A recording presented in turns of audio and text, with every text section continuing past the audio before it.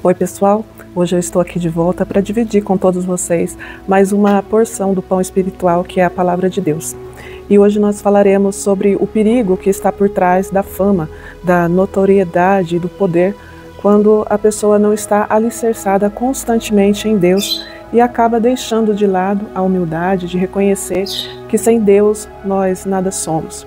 Também vamos recordar a trajetória do rei Salomão, que, segundo as Escrituras Sagradas, foi o rei mais famoso, mais rico e sábio do seu tempo, mas que, infelizmente, envaidecido por sua grande fama, acabou cometendo grandes erros em sua vida política, familiar e espiritual.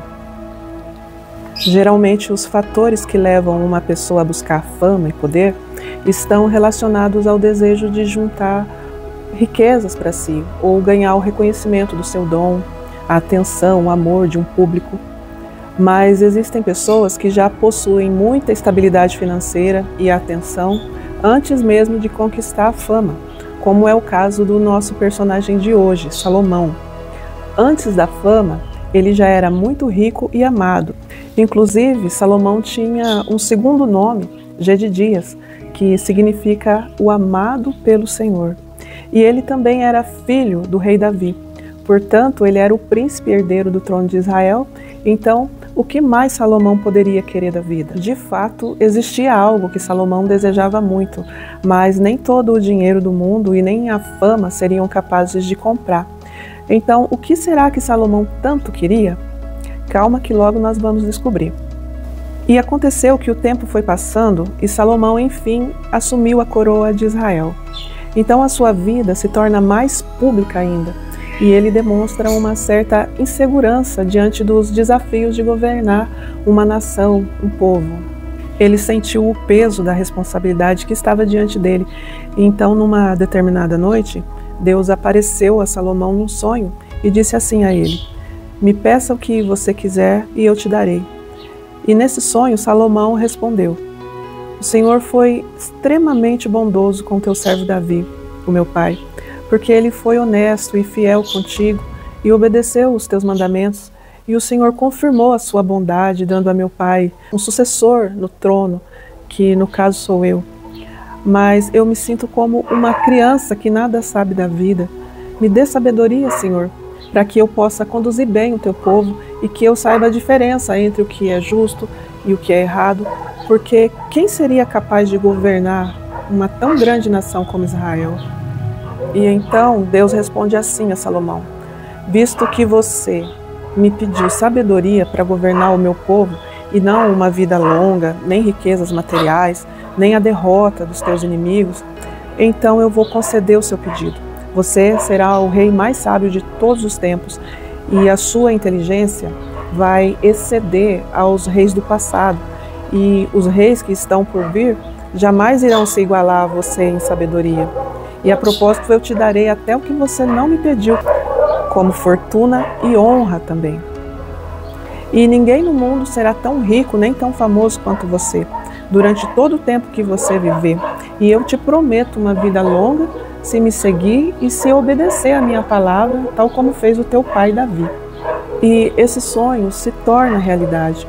Deus concedeu a ele o dom da sabedoria. E enquanto Salomão confiou em Deus e reconheceu que toda a sua sabedoria provinha de Deus, ele foi bem como rei de Israel e o seu governo prosperou.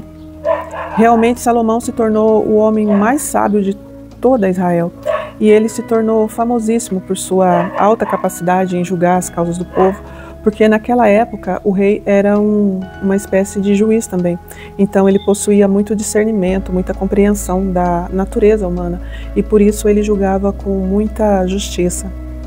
O rei Salomão também demonstrou a sua capacidade, sua sabedoria na construção do Templo de Jerusalém, uma obra colossal e muito complexa para os padrões da época. Mas sobre a liderança dele, a obra foi concluída com muito planejamento, organização, muita excelência, e o resultado deixou o povo maravilhado. E Salomão também foi um grande escritor, um verdadeiro poeta inspirado por Deus, que escreveu grandes obras como os livros bíblicos de Provérbios, Eclesiastes e Cantares. E lá nós podemos conferir o nível da sabedoria de Salomão. A fama dele repercutiu até fora do país. O governo de Israel era modelo para o mundo. E assim outros reis viajavam para Israel somente para ouvir Salomão e aprender algo que pudesse implantar nos reinos deles também, como foi o caso da rainha de Sabá. Ela reinava numa região que hoje alguns acreditam ser o Iêmen e outros creem ser a Etiópia. Mas, de qualquer forma, é fato que a rainha de Sabá percorreu uma grande distância para conhecer o rei Salomão. E ela chegou a Jerusalém trazendo muitos presentes e também muitas perguntas para testar se Salomão era realmente sábio. E ele respondeu a todas as perguntas dela, porque ele dominava todos os assuntos, deixando a rainha convencida de que, de fato, ele era um homem extraordinário. E a rainha, com aquele comportamento tipicamente feminino, observava atentamente os detalhes do palácio e a arquitetura, a mobília, as iguarias postas na mesa, os uniformes dos servos. Para qualquer lado que ela olhasse, ela enxergava muito capricho, muita riqueza e organização. E ela contemplou o templo de Jerusalém também. E a Bíblia relata no segundo livro de Crônicas, no capítulo 9, que nessa hora a rainha ficou como fora de si. Ela ficou extasiada em ver aquele templo tão suntuoso, rico em detalhes como pedras preciosas e ouro. E era a casa de culto ao Deus de Israel. E esse foi um dia memorável na vida dela, um dia de grande aprendizado sobre o que é governar bem um país. Então a rainha começa a louvar a Deus naquela hora, dizendo assim a Salomão: Bendito seja o Senhor teu Deus, que se agradou de ti para te colocar no seu trono como rei para o Senhor teu Deus, porque teu Deus ama Israel e vai estabelecer Israel perpetuamente. Por isso ele te constituiu rei sobre o povo para fazer juízo e justiça. E assim Salomão, por causa de tantos elogios que recebia de reis e de rainhas, e por causa da grande quantidade de ouro e outros presentes caríssimos que ele ganhava ao recepcionar essas comitivas reais que vinham visitá-lo, Salomão foi se envaidecendo e se esquecendo que a sabedoria e a riqueza que ele acumulava não vinha da sua capacidade humana, mas vinha da benevolência de Deus sobre a vida dele. E a sabedoria de Deus estava em Salomão disponível para ser utilizada, porque o dom que Deus dá é irrevogável, ele não retira. Porém, Salomão tinha, e todos nós também temos, acesso a um outro tipo de sabedoria que é terrena. A sabedoria terrena são os raciocínios humanos que nem sempre são bons e, em determinadas situações, sabedoria humana, sabedoria desse mundo, pode ser considerada uma insensatez diante de Deus, uma loucura. A sabedoria dada por Deus a Salomão comunicava a ele que o seu reino seria de paz, sem guerra, e se ele fosse obediente a Deus, Deus cumpriria sua palavra. Mas a sabedoria terrena e humana de Salomão dizia ao coração dele que ele não deveria confiar unicamente em Deus, que ele deveria agir com as suas próprias mãos para garantir a paz durante seu reinado. E esses seus pensamentos foram ganhando força, e então Salomão começou a desobedecer a Deus, e a ação da sabedoria de Deus em Salomão começou a ser bloqueada pela presença do pecado em Salomão. Então ele estava perdendo a confiança em Deus e nutrindo o medo de um dia ser atacado e perder a coroa. E a partir daí ele passa a tomar atitudes e fazer escolhas apartado da sabedoria de Deus. Então é inaugurada a fase de decadência de Salomão. E na tentativa de garantir a paz, Salomão começa a fazer alianças, acordos com nações vizinhas. E de que forma? Pedindo a mão das filhas dos reis em casamento. Então, desse modo, Salomão concluiu que, sendo o genro dos reis da terra, ele teria muitos aliados, então ele estaria seguro e nenhuma nação ao redor iria invadir Israel, e assim ele permaneceria sempre no trono. Salomão achou que essa era a estratégia perfeita, porém Deus já tinha prometido isso se ele fosse obediente à palavra de Deus. Mas ele começa a ignorar as leis de Deus expressa no livro bíblico de Deuteronômio, capítulo 17, que estabelece certas proibições aos reis. E essas leis eram para ser lidas diante do rei constantemente para ele não pecar contra Deus. E lá está escrito que um rei não poderia multiplicar para si muitas mulheres. Porém, Salomão teve 1000 mulheres, sendo 300 concubinas e 700 mulheres, 700 esposas oficiais, e entre elas muitas eram filhas de reis estrangeiros. Casamentos que eram arranjados por comércio, por estratégia política, e principalmente era um acordo de paz entre países. E de fato não houve guerras durante esses 40 anos que Salomão governou. Mas esse período de paz não foi em razão desses casamentos, mas porque Deus já havia prometido paz ao reinado de Salomão. E Deus cumpre as suas promessas, ele permanece fiel, ele honra e cumpre a sua palavra. Mas a ausência de guerra não quer dizer que Salomão esteve em paz consigo mesmo ou com o seu povo. Salomão começa a se envolver em escândalos. Como muitas de suas esposas eram estrangeiras, então se tratava de mulheres idólatras, que foram corrompendo o coração de Salomão, a ponto dele se esquecer de Deus e se ajoelhar diante de falsos deuses que elas adoravam. E Salomão começou a praticar rituais pagãos, erguendo templos e altares em devoção aos deuses falsos. E Salomão, nos tempos da sua velhice, adorou a deusa Astarote, e o culto a essa divindade falsa envolvia rituais de prostituição. E Salomão também adorou o deus Milcom, Quemos e Moloque também. E esses eram falsos deuses e eles eram cultuados em sacrifícios humanos, inclusive utilizando os recém-nascidos que eram ofertados e jogados ao fogo. E Salomão decide se afastar dos bons conselheiros do seu reino para viver rodeado por feiticeiros que exerciam essa influência maligna sobre ele. E a população não falava nada, mas observava tudo. E assim Salomão desobedeceu a outro ponto da lei, que diz aos reis que entre eles não deveria se achar nenhum adivinhador, nenhum agoreiro e nenhum feiticeiro. E a lei de Deus também proibia a aquisição de muitos cavalos. E se comprasse esses animais no Egito, aí o pecado seria mais grave ainda. Mas por quê? O que havia de errado com a aquisição de cavalos? É porque o Egito foi a terra-mãe do paganismo, do culto a falsos deuses. Então Deus, através dessa lei, estava mostrando que não era para fazer negócio com os pagãos, não era para se aproximar deles, para não ser influenciados e se tornar um idólatra igual aos egípcios. E adquirir muitos cavalos significava formar um exército e ter mais fé na força militar do país do que em Deus. Mas Salomão negociava com o Egito. E aos poucos ele foi adquirindo mais e mais cavalos até chegar à soma de 40.000. E para cuidar desses 40.000 cavalos, foram construídas muitas estrebarias e todo o custo envolvido no cuidado com esses animais era muito alto.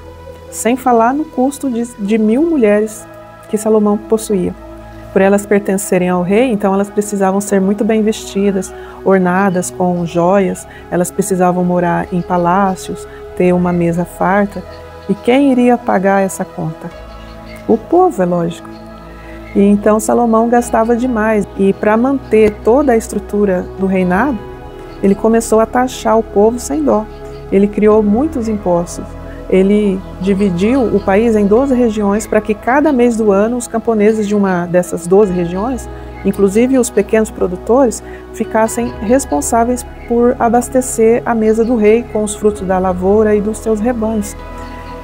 Porque era muita gente, muitas esposas, muitos filhos que Salomão arrumou para o povo sustentar. E também haviam muitos assessores e muitas visitas que o rei recebia no palácio. Então, diariamente, Salomão tomava do povo 30 bois, cerca de 100 carneiros, fora as cabras e as aves que eram consumidas nos banquetes todos os dias. E Salomão cometeu outro erro, que ele mesmo confessou no livro de Eclesiastes, capítulo 2. Ele disse assim: eu fiz para mim obras magníficas, fiz para mim hortas e jardins, fiz para mim tanques de águas, fiz para mim muitas casas, plantei para mim muitas vinhas, adquiri para mim servos e servas, adquiri para mim gados e ovelhas, amontoei para mim prata e ouro, tudo para mim, e para o povo nada. Salomão utilizou o poder para servir a si mesmo e viu que tudo isso era vaidade e não fez dele uma pessoa mais feliz. E enquanto isso, o seu povo estava a cada dia mais oprimido, mais taxado, mais pobre, para Salomão viver no conforto e na riqueza. E assim Salomão fez tudo o que parecia mal aos olhos de Deus.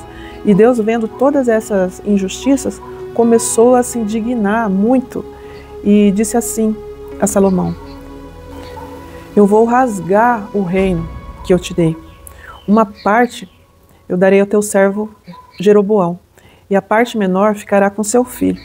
Mas é pelo amor que eu tenho ao seu pai Davi, que foi fiel a mim. Em consideração a ele, é que eu não vou tirar o território inteiro das suas mãos. Eu deixarei uma pequena parte para o teu filho governar depois de você, para que a memória do meu servo Davi não se apague.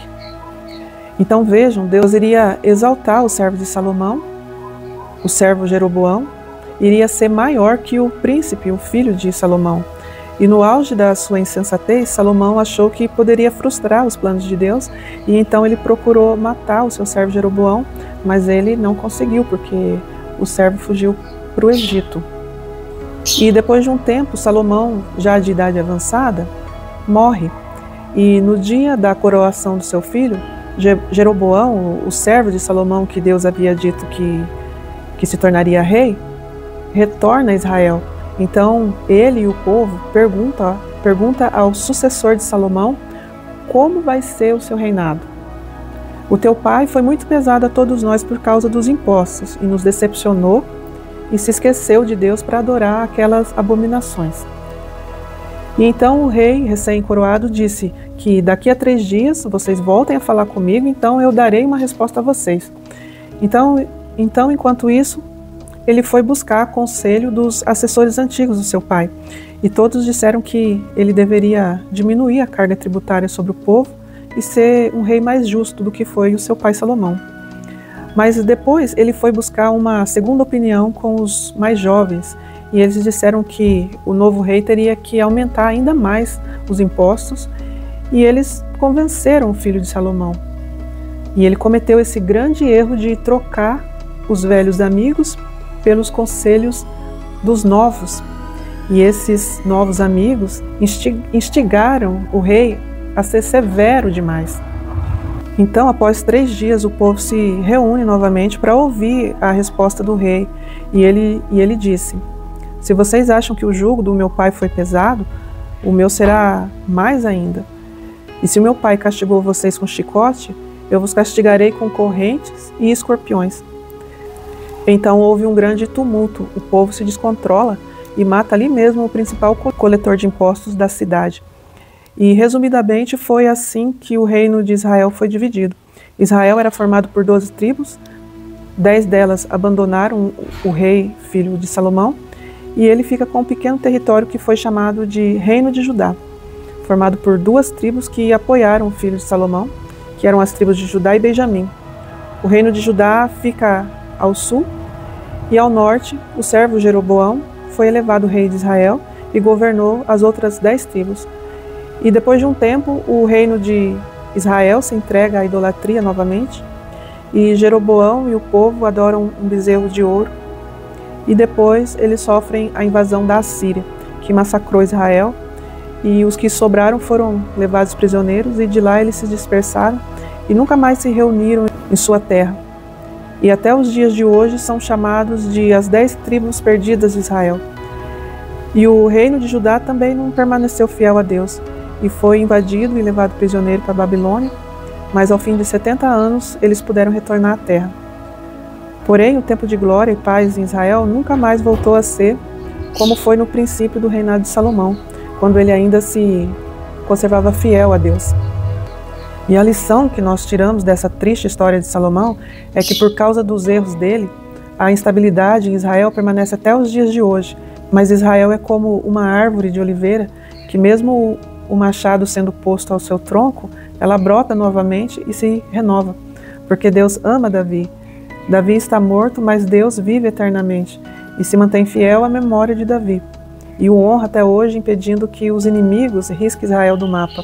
A Assíria tentou destruir Israel, a Babilônia também, os romanos, o Império Otomano, os egípcios. Hitler tentou exterminar os judeus, os terroristas árabes sonham com isso até hoje, porém ninguém vai conseguir, porque Deus tem uma aliança eterna com Davi. Sempre haverá um remanescente para que os povos saibam que Deus ama Israel e que o amor dele é mais forte do que a morte e que a graça de Deus é muito mais obstinada e que a vontade que o Senhor tem em salvar as almas é maior do que a vontade de Israel em se afastar dele. E Deus elegeu Israel para ser uma luz entre as nações, porque de lá veio o Salvador do mundo. E para finalizar, eu espero que Jesus possa nos preservar fiéis a Deus, para não trocarmos a sabedoria de Deus pela sabedoria terrena, para que quando partirmos desse mundo, Ele continue guardando os nossos filhos, os nossos netos, os nossos bisnetos, por amor de nós, para que toda a nossa descendência seja bendita na terra.